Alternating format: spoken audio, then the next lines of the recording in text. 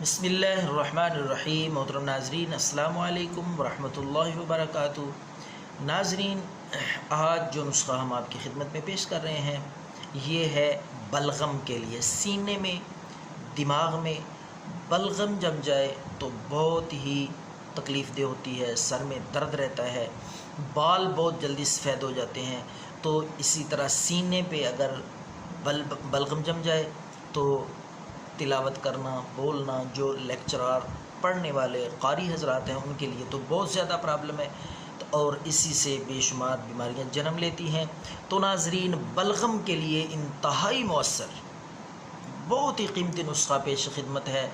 بلغم کو جڑ سے انشاءاللہ ختم کر دے گا۔ سانس کی نالیاں، سینہ، دماغ بالکل تر و تازہ اور صاف ہو جائیں گے بلغم سے انشاءاللہ۔ تو ناظرین، آپ نے ایک عدد ادرک کا ٹکڑا لینا ہے، چھوٹا سا 1 انچ کے برابر ادرک کا ٹکڑا لیں، اور اس کے ساتھ ساتھ 5 عدد آپ نے لہسن کی چھوٹی وہ تریاں لے لینی ہیں، جوے لے لینے ہیں 5 عدد۔ اسی طرح آپ نے دار چینی کے 3 چھوٹے چھوٹے ٹکڑے، دار چینی، یہ جتنی چیزیں میں نے بتائی ہیں، ادرک، لہسن اور دار چینی، 2 کپ پانی میں ان تینوں چیزوں کو ڈال کے آپ نے اچھی طرح ابالنا ہے۔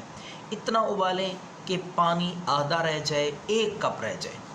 اس کے بعد آپ نے کیا کرنا ہے، اتار کے آگ سے دیگچی کو اتار کے اس کے بعد آپ نے چینی بالکل نہیں ڈالنی۔ چینی کی جگہ پہ میں آپ کو بتاتا ہوں کیا آپ نے ڈالنا ہے۔ چینی زہر ہے، بے شمار بیماریوں کی جو ہے بنیادی وجہ یہ چینی ہے۔ چینی کو چھوڑ دیں حتی الامکان، اور میں تو کہتا ہوں چینی، یہ گھی اور کولڈ ڈرنکس جو بندہ چھوڑ دے بے شمار بیماریوں سے بچ سکتا ہے۔ وزن نہیں بڑھے گا، پیٹ نہیں بڑھے گا، شوگر، بلڈ پریشر، بے شمار بیماریوں سے بندہ بچ سکتا ہے اگر کولڈ ڈرنکس، بوتلیں اور اس کے ساتھ ساتھ چینی اور یہ گھی۔ تو بات کرتے ہیں نسخے کی۔ آپ نے وہ قہوہ جو تیار ہو گیا، اس میں چینی کی جگہ آپ نے گڑ تھوڑا سا یا 1-2 چمچ شہد ڈال لیں۔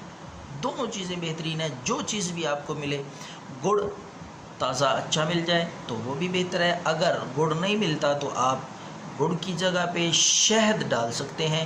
تو اچھی طرح مکس کر کے شہد کو حل کر کے یہ 1 کپ آپ قہوہ پی لیا کریں انشاءاللہ۔